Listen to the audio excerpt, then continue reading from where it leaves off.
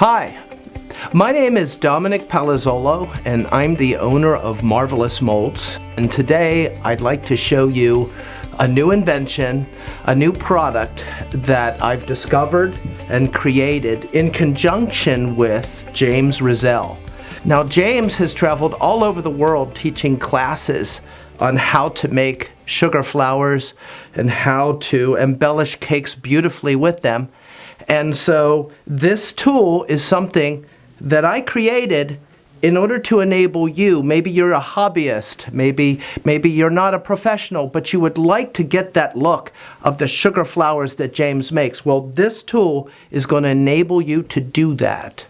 And I worked with James in order to create what we call a petalear. Now, this is a really cool tool, and what it does is it enables you to make 5 hydrangeas, and it cuts and it veins and creates 5 perfect flowers in a very quick amount of time. So a lot of you who would have thought that you'd like to make flowers, you know, the beautiful gum paste flowers that you put on cakes, as James Rosselle makes and teaches all over the world, this tool is something that can really help you do that. And all you need to do is learn how to use a petalear, and it'll enable you to make beautiful flowers.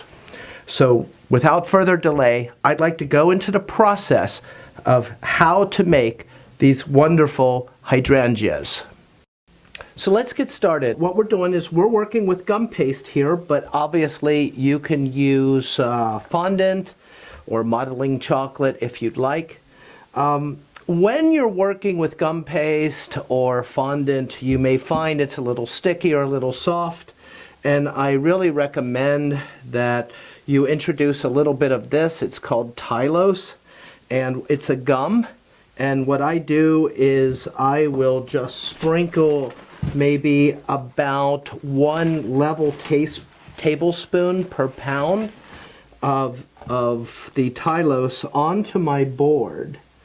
And then what I'll do is I will just work it into my fondant. Now, usually I have a lot more than this, but I'm just showing you how to incorporate Tylose into fondant or gum paste. And what it does is it absorbs the excess moisture that you have, especially if you make your own or it's marshmallow fondant, which can be rather sticky, and it absorbs that free sugar and water that's in the actual structure, and it makes it much drier and better to roll and work with. So I use anywhere from maybe 1 level tablespoon to sometimes 2 level tablespoons per pound of fondant. With gum paste, it's a little less. Now, let's say you're working with gum paste and it's very tough. I mean, it almost feels like you can repair sidewalks with it. It's very leathery. There are some products that you can buy that are like that. What I would do is I would work in a little fondant into your gum paste. We call that 50-50. That's equal parts of fondant and gum paste, but you can just add fondant to your gum paste in order to get that nice consistency where maybe it's a little softer and then it'll cut better. So what I have here is my gum paste, and I've made a color that I hope shows up really well on the camera. And what I'm going to do now is I'm going to sheet this so that I can put it on top of the petalear and actually get it to the perfect thickness that I need. Okay, what I've done is I've already pre-sheeted my gum paste, and I'm going to go over now to this pasta machine. Pasta machine is just a sheeter, okay? And I wanted to let you know that we actually sell this sheeter, this pasta machine now. And what we did was we evaluated it, and the rollers are Teflon coated, and the rollers are also wider than you would normally find on just a pasta machine you could buy on Amazon.com. So we're going to be selling this at a really good price to help you work with petalears and our onlays So those of you who don't have a pasta machine, this would be a good place to get one, and we really like it. Now, on our pasta machine, we are going to sheet the gum paste to a setting of number 7. If you have the pasta attachment for a KitchenAid, the setting is a number 4. Those of you who have something different, what you have to do is you have to sheet your gum paste to a point where it's going to work on the Petalear, but don't worry, because I'm going to show you exactly how to tell when you have the proper thickness. So what I'm going to do now is I'm just going to start sheeting my gum paste, and I am at level 4, so we're just going to sheet this to a number 7, and so we'll just progress right through that. Okay, so now we have perfectly sheeted gum paste. Now I know there's some of you out there who think you can take a rolling pin and do this. I want to tell you, I was raised in a donut shop where we made our donuts by hand. I was rolling dough since I was 12 years old. I'm really good with a rolling pin, but I can't do this. This is like silk. This is like a fabric. So really, don't fool yourself into thinking that you're going to be able to roll out gum paste, especially at the proper thickness. Just get yourself something like a pasta machine or use your KitchenAid attachment in order to be able to sheet something beautiful like this. One of the greatest tools that it's my go-to tool is a pounce. Okay? Now all this is, I like to use a little girl's tights, and what I do is I just put about 1 or 2 cups of cornstarch in it, and then I just tie it shut. And what it does is it just helps me deliver exactly what I need.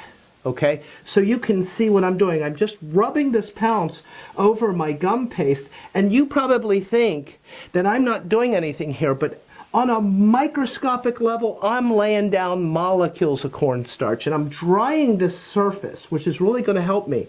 Now, when I work with the Petalear, what I'm going to do is actually pounce my cornstarch on there, because I need a little more to get down into all these details. Okay, so what I do is I just kind of knock it off. You can brush this off. I just knock it off so that what we have is just a dusting, a 1 molecule thick coating. Now remember that I pounced, or just kind of applied and dried, the top surface of the gum paste, and what I'm going to do is I'm going to take that top surface and put it down right onto the Petalear. Okay, then I'm just going to press with my fingers, and immediately you should see the imprint or the shape of the hydrangeas coming through. This is one of the signs that I wanted to show you, so you know on a different machine that you have sheeted it to the correct thickness. You should see this beautiful imprint almost immediately. If you don't get complicated. Just know that it's too thick and go to a higher setting and get this thinner so that it looks like that. Okay? All right, now, many of you are familiar with my onlays, and what we would do is we would take a rolling pin right now and we would start rolling, but I'm going to tell you, don't use a rolling pin. What I want you to do is just take your fondant smoother, and again, a beautiful little pounce. All I got to do is just dry the surface. And what I'm going to do now is my first pass, I'm just going to press down onto the Petalear. Okay? Now, if you find that your gum paste is sticking, again, take your pounce and just lightly coat and dry that surface, and that'll alleviate the problem without putting so much cornstarch on your gum paste that it's actually interfering with the color.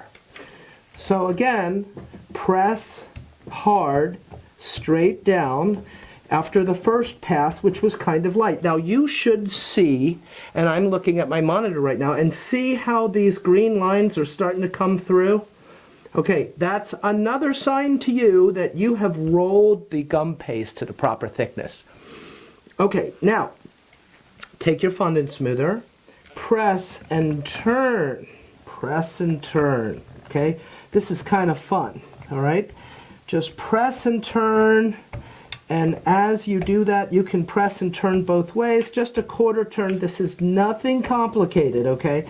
Just press and turn, and if you want, you could use the front or tip of the fondant smoother in order to get different areas that may not be cutting over the blades. You can work on that individually. But now, if you look, you can see brilliant, constant, unbroken green lines. That is the shape of our hydrangea. And once again, that is a sign to you that you do have the proper thickness. You can even see how we're starting to get some separation from the flower, which is great. Okay, so I'm just going to make sure that I have done a good job of separating the gum paste over the blade.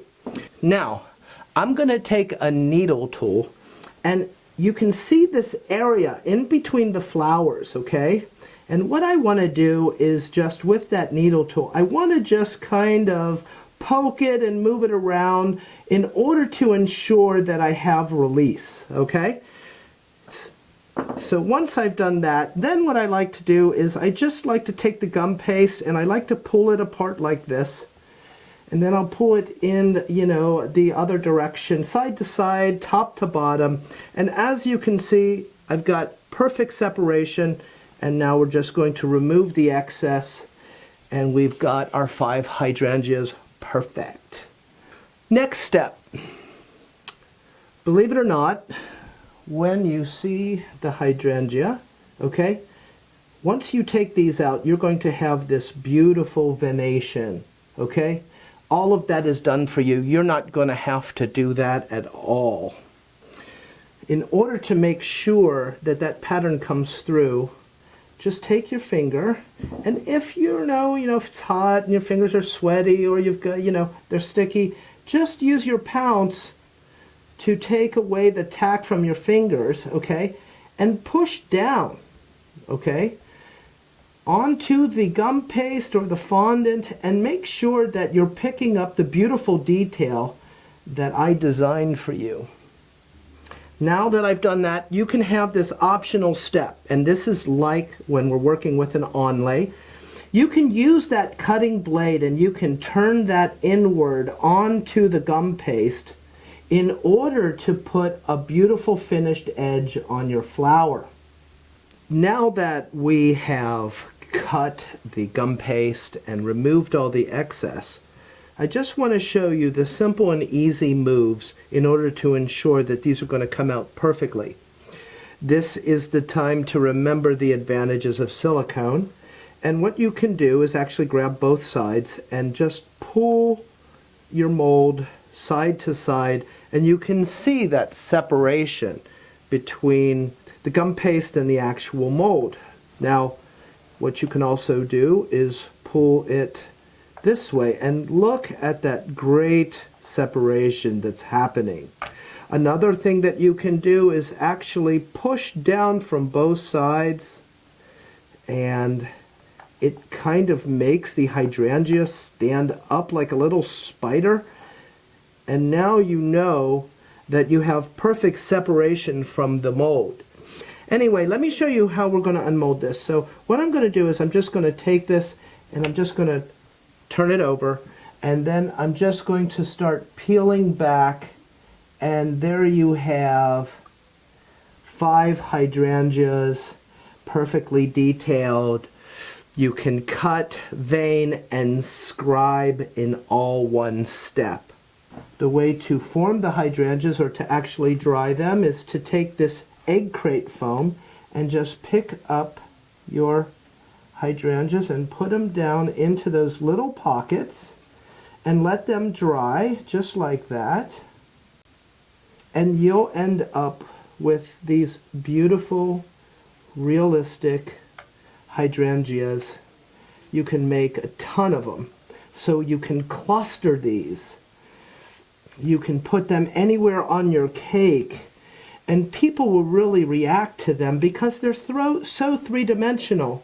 They're going to think you worked forever on them, and in actuality, you've got the tool that's going to enable you to do this very, very quickly. Now, I want to say something to you professionals out there.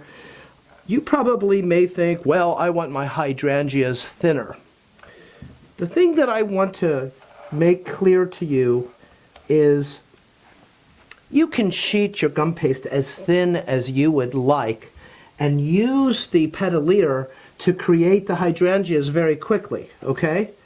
There is a point where you could sheet it too thin, and what would happen is that you don't have enough thickness to actually fill the details that we have in the Petalear itself, okay? So there is a limit, but you could go thinner than this, okay? If you wanted that really professional look. Now, what I want to do is I want to come back, I'm going to fill this Petalear again, and I'm going to show you how you can attach wires to the hydrangea so you can use it in wired formations.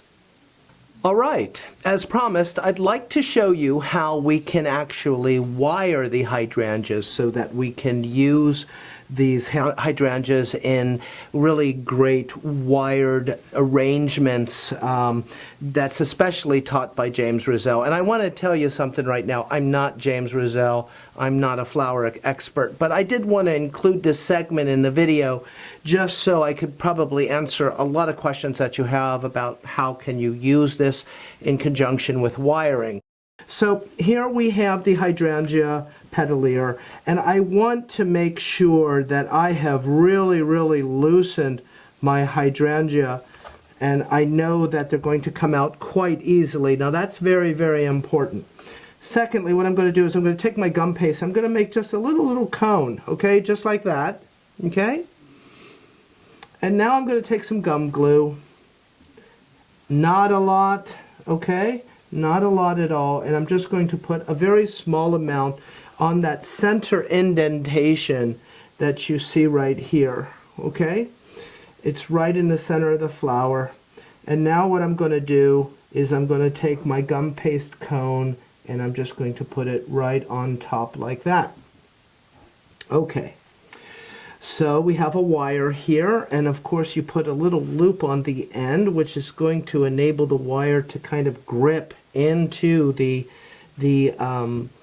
gum paste. And I'm going to dip it into my gum glue, wipe off the excess. We don't want too much. Now, here's what's important. If you don't do this step properly, you're going to end up taking this pin or this wire and pushing it too far, and when you turn it over you're going to see that wire in the hydrangea itself, which is no good, okay? So just take the wire and push it so that just the loop is embedded into the gum paste, okay? Now you can, while the hydrangea is in the Petalear, you can hold the wire and you can form the cone around the wire in the way that you want, okay? You can unmold the hydrangea, and now you're not hurting the flower here. When it drapes down like that, that's no problem. And go ahead and kind of romance this gum paste in the way that you want up the wire. And then of course you can trim off the excess if you want. Now let me bring this over, and we have more of our egg crate foam, and all I'm going to do is turn this over, push the wire through, and then we'll put it down in order to get that beautiful natural shape to the hydrangea, and it's going to dry around that wire, and then you can remove these and make beautiful clusters and cascades like you see James do. So that's how you would use the wiring with the Petalear. So I hope that you take the opportunity to try the Petalear. I think that you will find it's a true innovation and an advancement in our industry, and it's going to enable you to make just a tremendous amount of these hydrangeas in a very small amount of time. And just think what that would look like if you could just embellish your cake with clusters of these beautiful flowers. I'm Dominic Palazzolo, owner of Marvelous Molds. I'd like to really thank you for watching, and stay tuned because we got a lot more in store for you in 2015.